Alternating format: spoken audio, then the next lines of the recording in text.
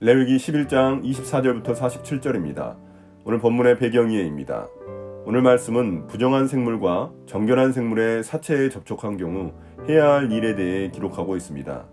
24절부터 38절까지는 부정한 생물에 접촉했을 경우이고 39절부터 40절은 정결한 짐승의 사체에 접촉했을 경우입니다. 나머지 부분은 11장 전체에 대한 요약과 음식법을 주신 목적을 다루고 있습니다. 이렇게 생물의 사체를 다루는 이유는 죽음은 생명의 근원이신 하나님에게서 가장 멀리 있는 상태이기 때문입니다. 그들의 일상에서는 이러한 죽음을 쉽게 접할 수 있었기 때문입니다. 24절부터 28절입니다. 부정한 짐승의 사체를 만진 경우 이런 것들이 너희를 부정타게 한다. 그런 것들의 주검을 만지는 사람은 누구나 저녁 때까지 부정하다. 그 주검을 옮기는 사람은 누구나 자기 옷을 빨아야 한다. 그는 저녁 때까지 부정하다. 굽이 있어도 갈라지지 않았거나 새김질하지 않는 짐승은 모두 너희에게는 부정한 것이다. 그것들을 만지는 사람은 누구나 부정하게 된다. 네 발로 걷는 모든 짐승 가운데서 발바닥으로 다니는 것은 모두 너희에게 부정한 것이다. 그런 짐승의 주검을 만지는 사람은 누구나 저녁 때까지 부정하다. 그 주검을 옮기는 사람은 누구나 자기 옷을 빨아야 한다. 그는 저녁 때까지 부정하다. 그런 것들이 너희를 부정타게 한다.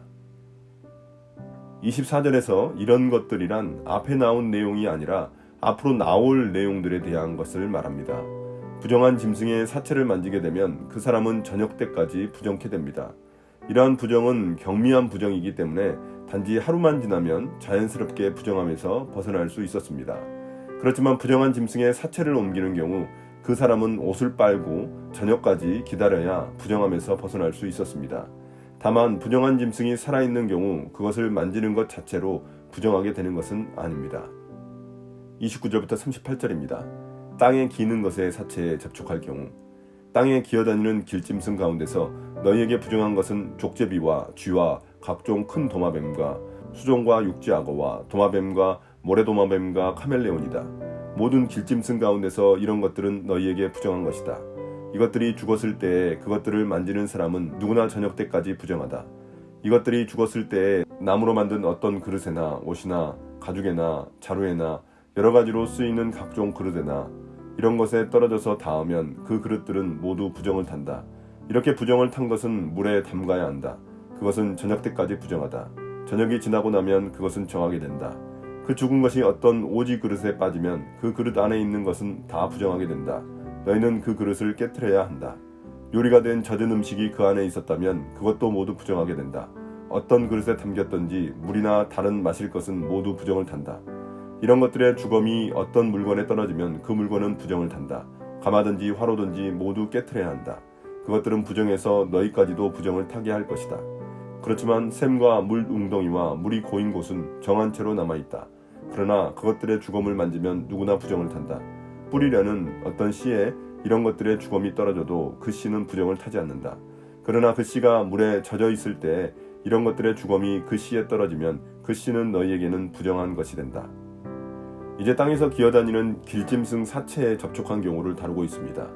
이러한 짐승들은 대부분 육식을 하며 레위기에서 부정한 짐승에 속합니다. 대표적으로 쪽제비, 쥐, 도마뱀, 악어, 카멜레온입니다. 이러한 짐승들의 사체를 만지는 사람은 저녁까지 부정하게 됩니다. 32절부터 38절은 길짐승의 사체에 접촉한 물건들에 대한 규정입니다. 길짐승의 사체는 나무그릇, 의복, 가죽, 자루에 떨어진 경우 그 물건은 부정케 되어 물에 씻어야 합니다. 그리고 저녁 때까지 부정한 상태로 남아있게 됩니다. 또한 길짐승의 사체가 질그릇에 떨어진 경우 그 속에 있는 것들도 부정하게 되기 때문에 그 질그릇은 깨트려야만 했습니다. 그 이유는 진흙으로 만든 그릇들은 부정해진 내용물들이 쉽게 그릇에도 베어버리기 때문입니다. 길짐승의 사체가 샘이나 웅덩이에 떨어진 경우 그것으로 인해 그곳의 물이 부정케 되지는 않습니다. 다만 그 물에 떨어진 길짐승의 사체를 만지는 경우 부정해집니다. 또한 길짐승의 사체가 파종하기 위한 씨앗에 떨어진 경우 그 씨앗이 마른 씨앗이면 부정하게 되지 않지만 그 씨앗에 물이 묻은 것이면 부정케 됩니다. 물을 먹은 씨앗은 부정함을 흡수한 상태에서 음식에 쓰일 수 있기 때문입니다. 39절부터 40절입니다. 정결한 짐승이 죽게 된 경우 너희가 먹을 수 있는 짐승이 죽었을 때에 그 주검을 만진 사람은 저녁 때까지 부정하다. 죽은 고기를 먹은 사람은 입고 있던 옷을 빨아 입어야 한다. 그의 부정한 상태는 저녁 때까지 계속된다. 그 주검을 옮기는 사람도 옷을 빨아 입어야 한다. 그 경우에도 그 부정한 상태는 저녁 때까지 계속된다. 이제 먹을 수 있는 짐승, 즉 정결한 짐승의 사체를 만진 경우에 대한 규정입니다. 제사에 쓰이는 경우가 아닌 스스로 죽은 짐승의 경우 그것이 비록 정결한 짐승일지라도 그 사체를 만지면 부정케 됩니다. 그 사체를 먹거나 옮기는 경우에도 옷을 빨고 저녁 때까지 부정케 됩니다. 이런 정결한 짐승의 사체의 경우 피가 아직 몸 안에 머물러 있기 때문에 부정한 것으로 간주하여 먹는 것이 금지됩니다. 41절부터 43절입니다. 요약. 땅에 기어다니는 모든 길짐승은 꺼려야 한다. 그것들을 먹어서는 안 된다.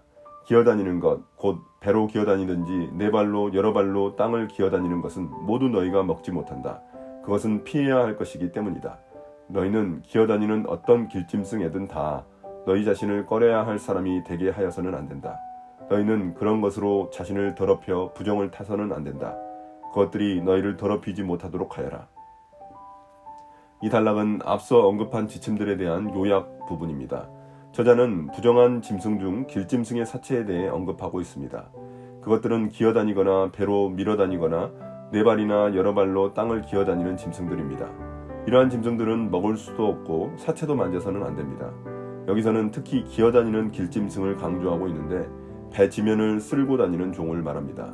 이는 아마도 창세기에서 아담과 하와를 타락시킨 뱀 때문일 것입니다. 44절부터 47절입니다. 음식법을 주신 목적. 나는 주 너희의 하나님이다. 그러므로 너희는 몸을 구별하여 바쳐서 거룩한 사람이 되어야 한다. 내가 거룩하니 너희도 거룩하게 되어야 한다. 땅에 기어다니는 어떤 길짐승 때문에 너희가 자신을 부정하게 하여서는 안 된다. 나는 너희 하나님이 되려고 너희를 이집트 땅에서 데리고 나온 주다. 내가 거룩하니 너희도 거룩하게 되어야 한다. 위에서 말한 것은 짐승과 새와 물속에서 우글거리는 모든 고깃대와 땅에 기어다니는 모든 것에 관한 규례이다. 이것은 부정한 것과 정한 것을 구별하고 먹을 수 있는 동물과 먹을 수 없는 동물을 구별하려고 만든 규례다. 여기서는 음식법 규정의 목적과 동기를 소개하고 있습니다. 하나님이 강조하시는 단어는 거룩입니다. 이스라엘 백성들은 하나님께 구원받은 백성이고 하나님과 언약을 맺은 백성입니다. 그러므로 그들은 거룩하신 하나님을 닮아 그들도 거룩해져야 합니다. 그 기본적인 방법이 모든 부정한 요소로부터 자신을 구별하는 것입니다. 먹는 것과 관련된 일상생활 속에서도 하나님의 거룩한 백성으로서 구별하여 살아가기를 바라시는 하나님의 의도를 발견할 수 있습니다. 46절은 11장 전체에 대한 요약문입니다. 모든 짐승들에 대한 규례를 만드신 것은 부정한 것과 정결한 것, 먹을 수 있는 짐승과 먹을 수 없는 짐승을 구별하기 위해서입니다. 제사장은 이러한 것들을 백성들에게 가르쳐야만 합니다. 오늘의 묵상 포인트입니다. 첫 번째, 하나님은 누구신가? 하나님은 우리를 구원하셔서 거룩한 백성으로 삼으셨습니다.